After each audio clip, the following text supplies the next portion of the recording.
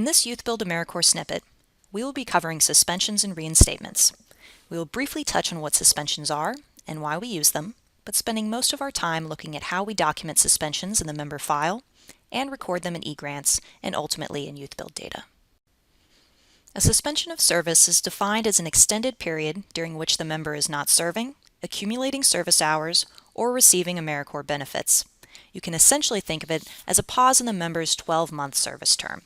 As an example, if a member is suspended for 3 months, they will have 3 additional months to complete their service hours once they're reinstated. Generally, suspensions can be used in the following situations. The first is a compelling personal circumstance, such as a serious illness or injury, or some other circumstance beyond the member's control that makes it difficult for them to serve for a time. Ultimately, a member can be exited for a partial award due to a compelling personal circumstance, but it often makes sense to first suspend the member to see if the situation can be resolved. Keep in mind that a member can be suspended for up to 2 years. The second type of suspension is disciplinary. The program determines the expectations for members while at the program and communicates those expectations in the member contract. A member can be suspended for violating those expectations in accordance with the language in the contract. Examples include unauthorized tardiness, absences, or failure to wear appropriate clothing on the service site. While those standards are set by the program, there are some suspensions that are mandated and determined by CNCS.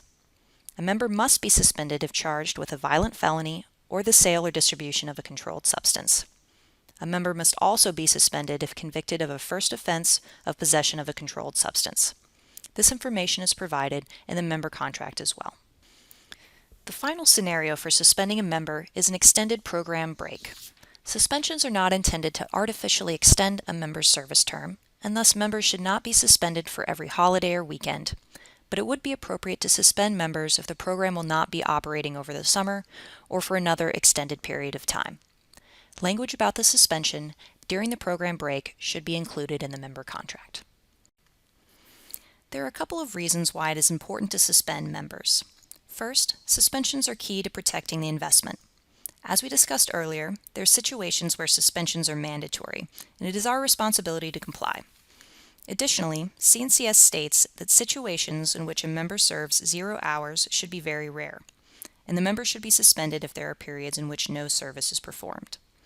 Not only does this help us to protect the investment, but it also gives our members the best chance of completing their service and ultimately earning their education award. Now let's turn to the how-to portion of our snippet. Suspending a member starts by updating their member file and adding this suspension and reinstatement form, which you can find available for download on MyYB. While a member is suspended, it isn't necessary to fill out the member hour log. You can think of that suspension and reinstatement form as taking its place. Now let's turn to eGrants. Within 30 days of the first day of suspension, a staff member must update the member's eGrants page to note the suspension. This is a quick process that we will walk through now. It begins by finding the member's homepage. One way to do that is to search for the member by name on the Manage Members page. Now on the member homepage, we need to click on Suspend Member on the bottom left navigation bar. This brings us to the Suspend Member page, where we will enter the date that the suspension started and then click Create. Now we need to navigate to the SNN workbasket. You will find this on the main navigation bar on the left-hand side of the page. The SNN workbasket is also where you go to enroll and exit members. For suspension, we go to the Status Change Request section and find the member we are looking for and click their name. This will bring you back to the members page, and the final step is to approve the suspension. A common mistake is that people will create the suspension but not approve it. Remember that you must approve the suspension for it to be recorded in eGrants. When the member is ready to return to service, return to the suspension and reinstatement form and fill out the remaining fields, and then start tracking time in the hour log again. Fortunately, reinstating a member is just like suspending them. You'll note that the suspension option has been replaced by Reinstate Member, but other than that, the steps are the same. A final step is to update the member's AmeriCorps slot page in YouthBuild Data with information about the suspension and reinstatement. DYB is set up to only allow data entry for 12 months of service hours. DYB doesn't need to know when the member was suspended, only the total number of days.